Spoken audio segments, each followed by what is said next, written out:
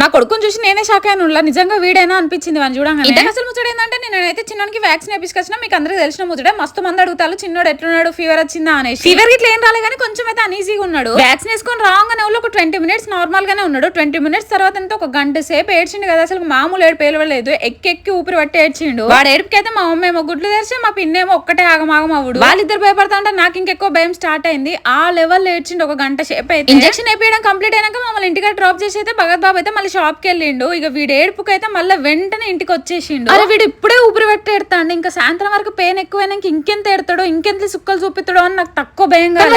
Wrong ఏడు బంద్ చేసిండు. నేనే షాక్ అయినా. అసలు ఇంజెక్షన్ అయ్యక ముందుకు ఎత్తుకోవాలి, మనం ఎత్తుకుంటేనే ఊకునేటోడు, కింద వేయంగా నేర్చాడు. అట్లాంటోడు కింద ఎంతసేపు వేసినా కానీ సైలెంట్ గా ఉండేటోడు. ఎంతైనా లెఫ్ట్ లెగ్ కొంచెం పెయిన్ ఉంటది కాబట్టి అది కదిపినప్పుడల్లా కొంచెం పెయిన్ వచ్చి కొంచెం మూలిగిండి కానీ అస్సలు అంటే అస్సలు ఏడులే. ఇంజెక్షన్ అయితే ఇంకెంత ఏడుతాడు అనుకుంటే వీళ్ళు ఇంత మార్పు వచ్చింది ఏంద్రా దేవుడా అనిపించింది. ఇంకా నాకు ఇక వాళ్ళకైతే మామూలు ప్యాంపరింగ్ కాదు, వాళ్ళ తమ్ముడిని అయితే. ఇక నేనైతే వాడు ఏడ్చినప్పుడల్లా ఫీడింగ్ చేసేసరికి అయితే నాకైతే ఫుల్ అంటే ఫుల్ ఆకలి అయితే అంది. ఏ రాత్రి పడితే ఆ రాత్రి అయితే ఫ్రూట్స్ తినాల్సి వస్తుంది, ఆకలి కోసుకోలేక. ఇక నాకైతే పని నొప్పి ఎప్పుడు తగ్గుద్దో ఏమో అసలుకి. మళ్ళీ రేపైతే హాస్పిటల్కి ఒకసారి అయితే వెళ్ళాలి. పని నొప్పి కోసం అయితే టాబ్లెట్ తీసుకొచ్చి ఇక్కడ అయితే వేసుకుంటున్నా. మొత్తానికి వ్యాక్సినేషన్ డేస్ అయితే కంప్లీట్ అయితే అయిపోయినాయి. భయంకరంగా అయితే ఏమో అనుకున్నా కానీ మొత్తం నార్మల్ కూల్ గానే అయిపోయింది. సరే మళ్ళీ నెక్స్ట్ వీడియోలో కలుసుకుందాం. ఉంటాం మళ్ళీ అంతే వీడియో. Bye bye.